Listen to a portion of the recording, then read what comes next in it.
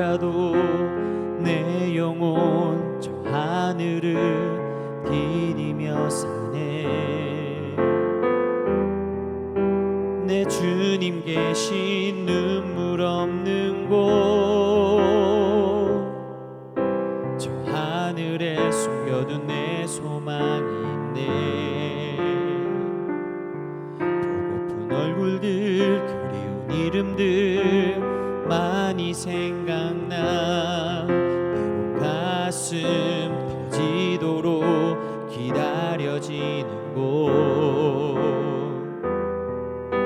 내 아버지 너른 품날 맞으시는 저 하늘에 쌓아둔 내 소망이 있네. 주님 그 나라에 이를 때까지 순례의 걸음 멈추지 않으면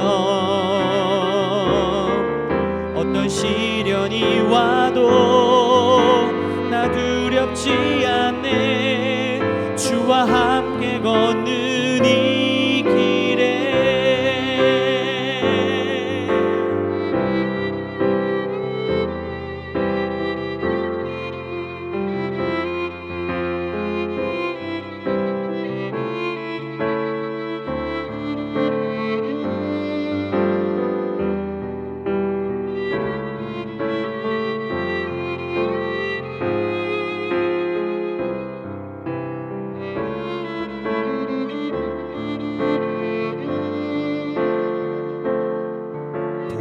얼굴들 그리운 이름들 많이 생각나. 외로운 가슴 터지도록 기다려지는 곳, 내 아버지 너른 품날 맞으시는 저 하늘에 쌓아둔 내 소망이 있네. 주님 그 나라에 이를 때까지 순례의 걸음 멈추지 않으면 어떤 시련이 와도 나 두렵지 않네. 주와 함께 걷는 이 길에 주님 그 나라에 이를 때까지 순례의 걸음 멈추지 않으면 어떤 시련이 와도 나 두렵지 않네. 주와 함께 걷는 이 길에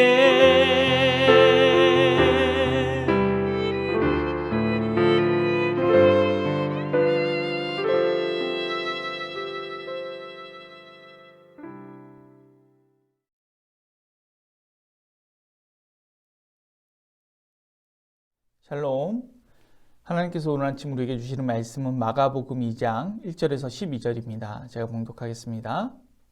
수일 후에 예수께서 다시 가버나움에 들어가시니 집에 계시다는 소문이 들린지라 많은 사람이 모여서 문 앞까지도 들어설 자리가 없게 되었는데 예수께서 그들에게 도를 말씀하시더니 사람들이 한 중풍병자를 4사람에게 메어가지고 예수께로 올세. 무리들 때문에 예수께 데려갈 수 없으므로 그 계신 곳에 지붕을 뜯어 구멍을 내고 중풍병자가 누운 상을 달아내리니 예수께서 그들의 믿음을 보시고 중풍병자에게 이르시되 작은 자야 내 죄사함을 받았느니라 하시니 어떤 서기관들이 거기 앉아서 마음에 생각하기를 이 사람이 어찌 이렇게 말하는가 신성모독이로다. 오직 하나님 한 분 외에는 누가 능히 죄를 사하겠느냐. 그들이 속으로 이렇게 생각하는 줄을 예수께서 곧 중심에 아시고 이르시되 어찌하여 이것을 마음에 생각하느냐. 중풍병자에게 내 죄사함을 받았느니라 하는 말과 일어나 내 상을 가지고 걸어가라 하는 말 중에서 어느 것이 쉽겠느냐.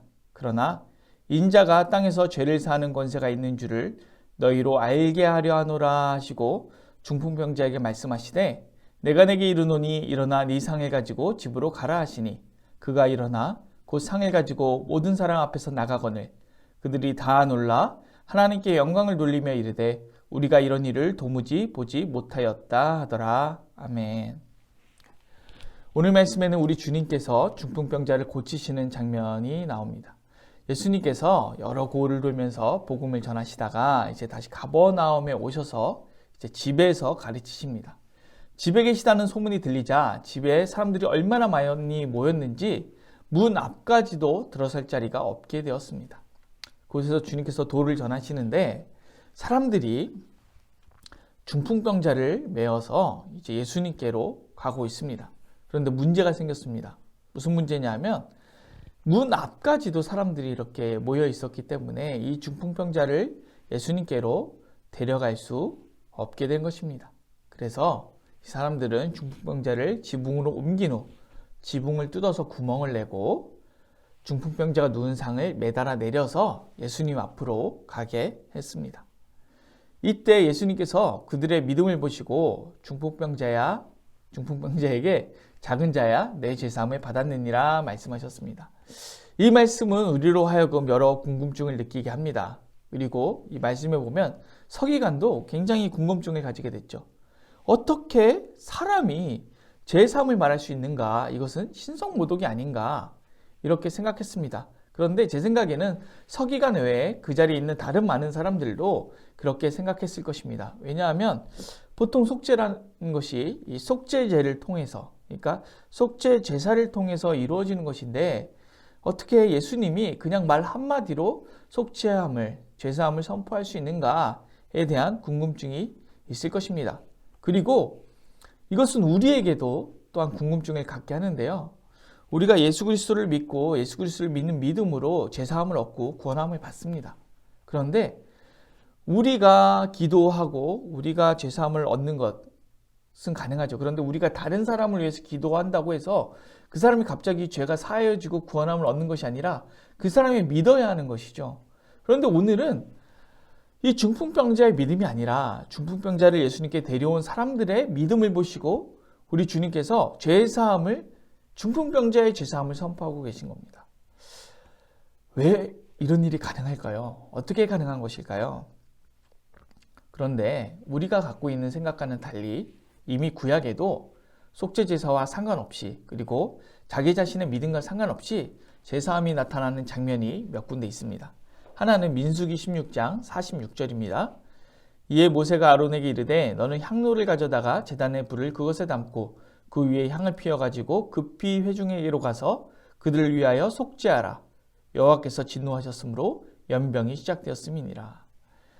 일반적인 속죄 제사가 아니라 이스라엘의 죄악으로 말미암아 이스라엘 백성들 전체에게 연병이 임했습니다. 이때 하나님의 명령에 따라 아론이 향로에 제단에 불을 담고 거기에 향을 피워서 회중에게로 가서 속죄하니까 속죄가 되었습니다. 속죄제랑은 상관이 없죠. 그리고 아론의 죄를 속죄한 게 아니라 이스라엘 백성들의 죄를 속죄한 것이죠. 이스라엘 백성들이 희생 제물을 드린 것이 아닙니다. 제사자로 참여한 것도 아닙니다. 그런데 죄가 사하여졌습니다. 신기하지요. 그런데 아론이 대제사장이고 성전의 기물을 사용했으니까 이것도 좀 뭔가 제사스러운 거 아닙니까? 그럼 제가 다른 예를 들어드리겠습니다. 이스라엘 백성들이 바알볼에서 여호와 앞에 음행함으로 범죄하였습니다. 이때 한 이스라엘 남자가 미디안 여인을 데리고 장막에 들어가서 음행하려고 하는데 아론의 손자 비느하스가 창을 가지고 이 두 사람을 꿰뚫어 버립니다.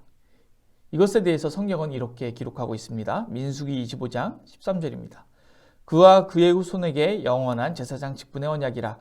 그가 그의 하나님을 위하여 질투하여 이스라엘 자손을 속죄하였음이니라. 네, 바로 이 음행하는 두 사람, 여호와 앞에 범죄하고 있는 두 사람에게 의부를 품고 이 두 사람을 죽인 것을 이스라엘 자손을 속죄하였다라고 성경은 기록하고 있습니다. 또 나단 선지자는 회개하는 다윗에게 여호와께서 다윗의 죄를 속죄하셨다고 선포합니다. 사무엘하 12장 13절입니다. 다윗이 나단에게 이르되 내가 여호와께 죄를 범하였노라 하매 나단이 다윗에게 말하되 여호와께서도 당신의 죄를 사하셨나니 당신이 죽지 아니하려니와. 반면에 제사장이 속죄제를 아무리 드려도 속죄할 수 없는 것이 있습니다. 사무엘상 3장 14절입니다. 그러므로 내가 엘리의 집에 대하여 맹세해야 하기를 엘리의 집의 죄악은 제물로나 예물로나 영원히 속죄함을 받지 못하리라 하였노라 하셨더라.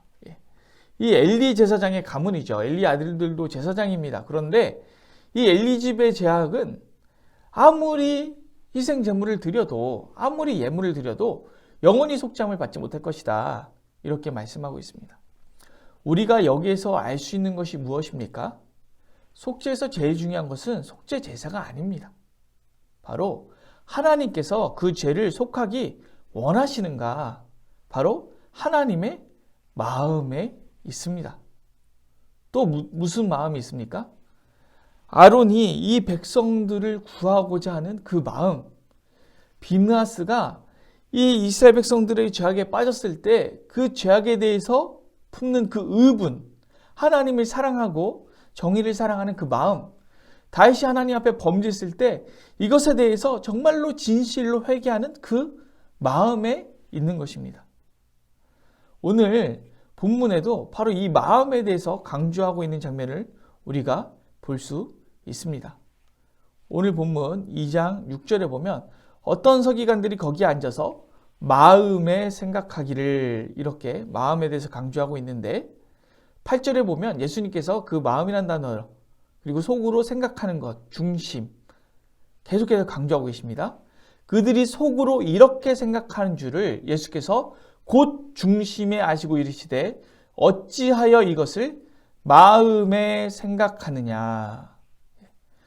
우리 주님께서 서기관들의 마음을 알듯이 중풍병자를 데려온 사람들의 마음을 아시고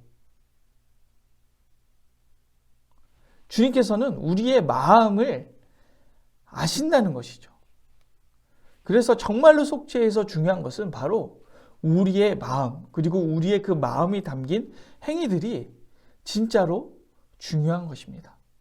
오늘 우리에게 그 마음이 있었으면 좋겠습니다. 제사를 드리지 않았어도 자신의 죄악에 대하여 다윗처럼 회개하는 마음, 제사를 드리지 않았어도 아론처럼 하나님의 백성을 한 명이라도 더 구하려고 향로를 들고 달려가는 마음, 제사를 드리지 않았어도 민족의 죄악에 분노해서 죄악을 끊어내려고 하는 비느하스의 의로운 분노의 마음, 이런 마음이 있었으면 좋겠고 엘리의 아들들처럼 하나님을 업신여기고 가벼이 여기고 경솔한 그러한 마음은 없었으면 좋겠습니다.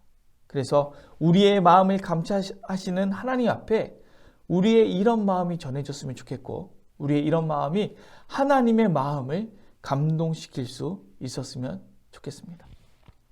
오늘 우리가 우리의 믿지 않는 다른 가족들 또 전도 대상자들 다른 사람들을 위해서 하나님 앞에 기도하고 간구할 때 그들이 정말로 예수님을 믿어야 할 구원 없겠지만 하나님께서 그들을 구원하실 수 있도록 하나님의 마음을 흔들 수 있는 그런 마음이 우리에게 있었으면 좋겠습니다. 오늘 이 시간 기도하실 때 우리의 심령을 감찰하시고 우리의 마음을 보시고 감동하시는 그 하나님의 마음을 위해서 우리가 간절히 기도했으면 좋겠습니다. 우리의 이웃 중에 가족 중에 우리 중풍병자와 같이 우리의 도움이 필요한 스스로 주님 앞에 나올 수 없는 사람들 주님 앞으로 데려가는 마음, 그들이 정말로 치료받기 원하는 마음, 그들이 정말로 제사함을 받기 원하는 마음, 이 마음을 가지고 우리 간절히 기도할 때 정말 하나님의 마음이 울리고 그 하나님의 역사함을 통해서 정말로 놀라운 일들이 일어나는 그런 시간이 되었으면 좋겠습니다. 기도하겠습니다. 사랑이 많으신 하나님 아버지 감사합니다. 우리의 마음이 우리의 심령이 다윗과 같고 아론과 같고 비느하스와 같고 중풍병자의 친구들과 같기를 원합니다. 우리 주변에 주님 앞에 스스로 나아올 수 없는 사람들을 위해서 우리가 기도하고 그들을 주님 앞에 데려가고자 진심으로 노력할 때 우리 주님께서 그들의 영혼을 구원하시는 놀라운 은혜의 역사가 일어날 줄로 믿사오니 하나님 역사하여 주시옵소서. 감사를 드리며 예수님의 이름으로 기도드립니다. 아멘. 오늘도 기도는 교회의 비전을 위하여 기도하겠습니다. 그리고 비전을 품고 나아가는 우리 성도님들을 위하여 기도하겠습니다. 이어서 기도하실 때 우리 수술후 요양 중이신 담임 목사님 목과 어깨 회복을 위하여서, 그리고 치료 중에 있는 교회 식구들을 위하여서, 또 어려운 가운데 있는 이웃들을 위하여서, 그리고 코로나 사태가 조속히 해결될 수 있도록, 그리고 오늘 묵상한 말씀을 붙들고 각자의 기도 제목을 가지고 기도하겠습니다. 기도합니다.